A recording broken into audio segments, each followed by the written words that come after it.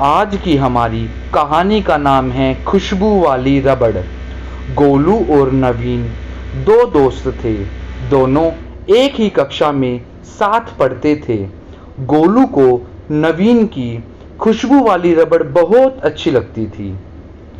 एक दिन गोलू घर जाकर माँ से बोला, माँ, मुझे भी एक नई खुशबू वाली रबड़ चाहिए, जैसी कक्षा में नवीन के पास है। मुझे भी वैसी ला कर दो। माँ ने कहा कि हाँ हाँ, जब बाजार जाएंगे तब ले आएंगे। यह कहकर माँ ने गोलू को टाल दिया। अगले दिन कक्षा में गोलू को फर्श पर एक रबड़ पड़ी मिली। गोलू ने उसे उठाया और सूंघ कर देखा। गोलू को वह रबड़ बहुत अच्छी लगी। वह उसे लेकर घर की ओर चल दिया।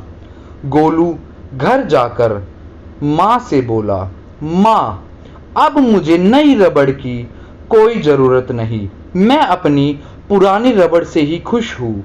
माँ यह सुनकर हैरान थी, पर कुछ बोली नहीं। फिर शाम होते होते गोलू से रहा नहीं गया और उसने मम्मी को रबड़ दिखाते हुए कहा, माँ, मुझे कक्षा के फर्श पर यह रबड़ गिरी हुई मिली।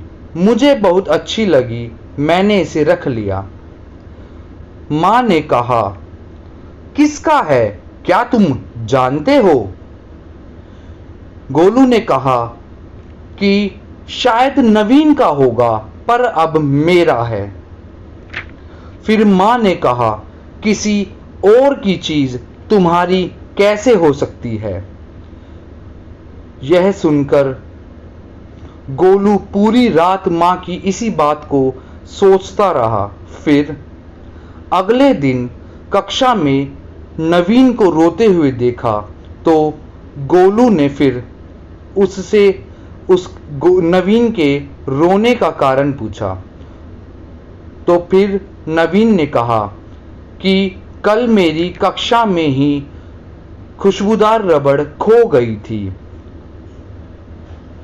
गोलू ने अब क्या किया होगा? गोलू ने अपनी जेब से वह रबड़ निकालकर और नवीन को देते हुए कहा, अरे भाई, कल यह कक्षा के फर्श पर गिर गई थी। मैंने इसे संभाल कर रख लिया। ये लो तुम्हारी रबड़। नवीन अपनी रबड़ पाकर बहुत खुश था और नवीन को खुश देखकर गोलू भी खुश था। कहानी का सार, हमें कभी दूसरों के सामान पर अपना अधिकार नहीं जताना चाहिए। Please like, share and subscribe this channel. Thank you.